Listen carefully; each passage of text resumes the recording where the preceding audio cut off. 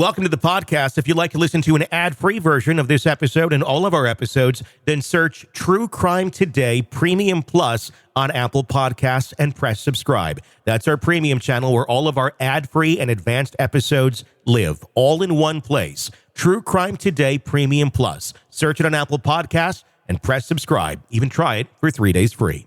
Innocence died with the first shovel of dirt. Welcome to Hidden Killers with Tony Brueski, featuring retired FBI Special Agent Jennifer Coffindaffer.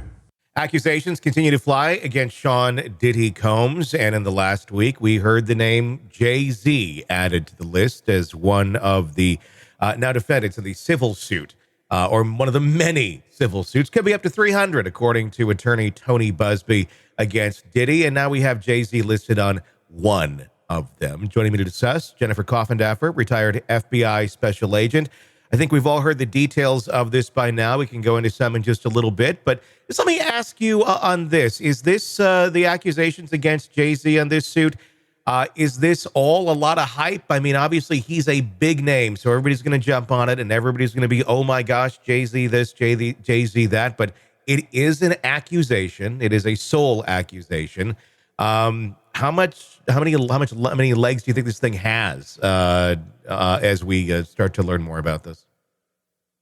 Well, I give some credence to it because even though it happened in 2000, the person making the allegation gives a lot of details. And whenever you give a lot of details like that, you either paint yourself in a corner, and either A, it can be corroborated, or B, it can't. So it can help Jay-Z in a sense because there's such specificity. Mm-hmm. Or it could hurt him as well if they can prove down to the details of what they're talking about. Obviously, this is a civil case. I'm going to guess, because of the federal investigation, that the feds will end up taking a look at the accusations in this as well, as they're looking at everything with Diddy. What sort of things, looking back, can this individual, this Jane Doe, testify to that would help corroborate her story?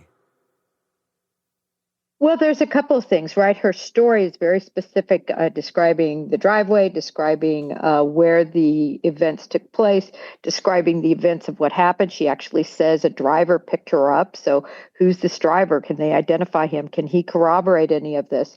They also, of course, say an unidentified, female star. Who is that unidentified female star? I mean, they know who it is. They just haven't released it, just like they knew it was Jay-Z initially saying unidentified male star. I think the reason that they took a while to identify at least Jay-Z is because they were building up their case. I mean, we haven't seen it all, and I think they wanted to make sure they could prove it, at least civilly. It's quite a dangerous territory one would walk into by naming someone like Jay-Z with an accusation like this of him with a 13-year-old. That's life-ending, career-ending, family-ending, everything ending. If it's not true, that I think would be fairly large grounds for a lawsuit against whoever is making these claims publicly and for the damages that this is inevitably causing, true or not. Yeah, defamation suits, certainly you would have if it proved to be false, you would have that extent of it. But until Jay-Z is harmed, it's hard to make a defamation suit. So we would have to see him being removed, from advertising or from labels or suffering huge, or at least some financial loss. But yeah, I mean, in other words, I think to your point, why is this person putting themselves up for something like that with something they don't believe is true? And look at how it falls in line with exactly what we're hearing happened with Diddy and all of his other claims. It does, and I completely agree. It falls in line. The problem with that, though, now being these stories have been out there. There's tons of them now.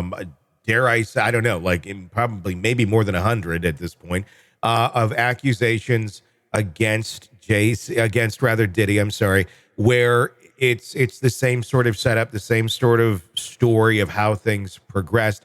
The fact that a lot of that info is out there now, though, that kind of shows, anybody could just jump in now and say, yeah, that exact same thing happened to me too. I 100% agree. But in this case, as I said, she gives so much Mhm. specificity. She even talks about going to a gas station. I doubt clear from 2000. Obviously, there's probably going to be no footage at all. But they could be the same owners. Yeah. And oftentimes at these, small gas stations, specifically if it's a family run, Circle K type situation, some Mhm. of those people keep those stations for a long period of time. So you can bet that they're going to be looking and trying to corroborate if they haven't already. And law enforcement is also going to be looking into all of this. Well, and of course, I can also take a look if any things exist. If she talked to anyone back then about these accusations, especially like an official type individual, like a therapist or something of that nature, that may have records. I don't know if that exists or not, but if it does, all that could certainly corroborate. Which you're going to need something if you're going to go against that a person like a Jay Z or a Diddy. Were you surprised at all, Jennifer, by the reaction of Jay Z to the accusations of this abuse and that long, fairly detailed, fairly, just curt letter of utter denial? No, I wasn't. I think he's got to do that. And, he took the expected course of action, which is to countersue and say, listen, this is all rubbish. So I think he took the expected and correct course of action. Yes, correct. Of course, if you're innocent, without a doubt, would someone who is guilty do that? Would someone who is guilty countersue on claims like this, betting that the person will back down because Jay Z certainly has far more resources and power than the victim or the alleged victim here? Oh, absolutely. It's still the right move to make, whether you're innocent or whether you're guilty, because you want to have the appearance of being innocent. And you know where I think this all, and it'll be down the road, could take quite an interesting turn if Diddy does decide to do some sort of deal. And in other words, instead of getting life, he says, listen, I'll take 20 years because at least I can get out, and starts turning on all of these people. I think that is just very possible. Hmm. Yes, he's kind of the top guy, at least from what we know as of now. We know he also consorted with a lot of very powerful people. What could he have to say about them? But this could possibly, be legitimized by Diddy himself. And what about all the tapes? I mean, it sounds like we have just hours and hours, days and days of tapes. Could any of this have been captured? In other words, this 13-year-old that was allegedly raped, could it be on tape somewhere? That's a good question. We're talking, a quarter of a century ago. Were they taping back then? I mean, you didn't really have digital ways of recording to the level that we do now in terms of space and size. I mean, it existed, but not to the level of it does today. That would probably be more physical tapes or data or something of that nature, if they even exist. All that being said, the idea of Diddy being the one that turns for a lesser sentence, how could that be looked at as I guess factual? I mean, you would certainly have the tapes, anything there. You can look at it and go, yep, you did this. You're saying you did it. You're on tape doing it. But what about cases like this where there may not be a tape or anything like that, and Diddy's essentially maybe out to try and spread the blame a bit, try and get some of the weight off of him, because right now it's mainly all flaming on him, and now Jay-Z's getting burned by it a bit too. But if you start saying, oh yeah, Jay-Z's part of this, and this person's part of this, and that person's part of this, and that person's part of this, whether they are or not, it does make me wonder about him flipping, and if he were just to start naming off names in general, and how much can we believe Diddy if he so much, flips? Well, a couple of things. First of all, number one, misery loves company. Nobody wants to go down for all of this, and yet he had other people doing the same thing, if that's accurate. Of Mhm. course, that is a lot of the allegation. In a lot of these, they say multiple people were involved in the abuse, not just Diddy, and others stood by and watched. So just say, hypothetically, down the road, if Diddy flips, and then we have the female celebrity that watched, and then you have this woman. Now you have three against one, and then also possibly named would be that driver. And if the driver comes forward, yeah, I did take her here, and then I didn't take her away. Now you start seeing it, especially from a civil vantage, preponderance of the evidence, possibly a win. Do you see something more like that almost being in reverse, though, with the people who may have witnessed this? Maybe that female celebrity that's been not named.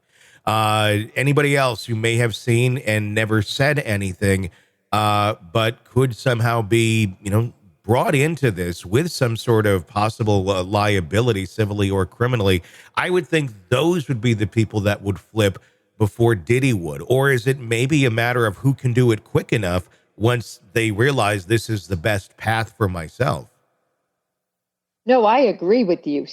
In the hypothetical, I'm talking way down the line. If his attorneys feel like that's the best course for him being able to get out the soonest. So way down the line, I think we're going to see a lot of other people that possibly have already cooperated with federal authorities, statements they've already given.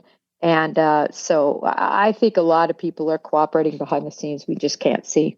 Welcome to the podcast. If you'd like to listen to an ad-free version of this episode and all of our episodes, then search True Crime Today Premium Plus on Apple Podcasts and press subscribe. That's our premium channel where all of our ad-free and advanced episodes live, all in one place. True Crime Today Premium Plus. Search it on Apple Podcasts and press subscribe. Even try it for 3 days free.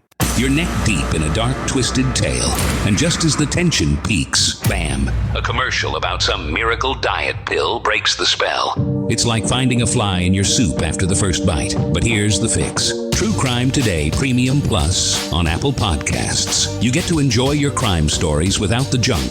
Ad-free episodes, extended interviews that go beyond the surface, and early access to all the gruesome details. It's like swapping out a can of cheap beer for a glass of fine whiskey. So search for True Crime Today Premium Plus on Apple Podcasts. Subscribe and keep the darkness flowing uninterrupted.